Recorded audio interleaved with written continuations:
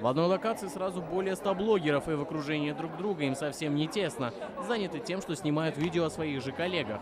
Известный блогер Ильнар Идрисов сегодня окажется героем чужого блога. В этой сфере он 3 года, и большинство подписчиков узнают его по тюбетейке. У меня на самом деле жесткой цели продвигать татарскую культуру нет. Она все идет как бы от сердца, от души. Из-за этого, мне кажется, люди меня любят и смотрят. Я снимаю ролики про татар, про татарскую культуру. У меня татарская концепция. Я снимаю ролики про татар, но на русском языке получается. Дорогой чучмак, я его купил за 200 рублей.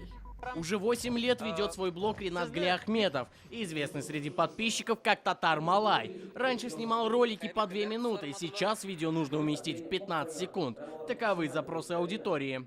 Благодаря интернету, благодаря тому, что татарские блоги не ленятся, ведут на родном языке, все равно какая-то популяризация языка есть. Любимая тема Рамиса Гельмединова — деревня, ведет блог на родном языке.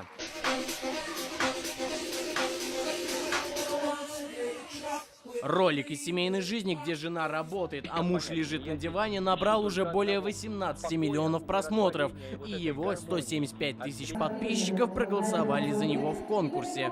Мои подписчики везде голосовали, там очень много голосов набрал прям с первых дней. И поэтому вполне себе, думаю, заслуженно. И мои подписчики очень молодцы все, прям они очень сильно активны во всех социальных сетях. Блогеры сегодня делают популярной татарскую культуру, особенно среди молодых.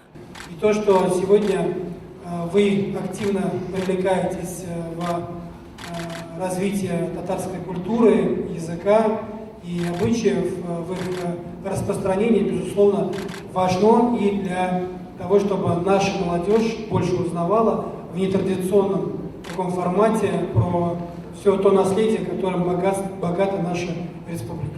Несомненно, естественно, если они имеют аудиторию, общаются с молодежью, мы должны искать с ними общий язык и выстраивать. Большую роль они сейчас играют в сохранении традиций, языков.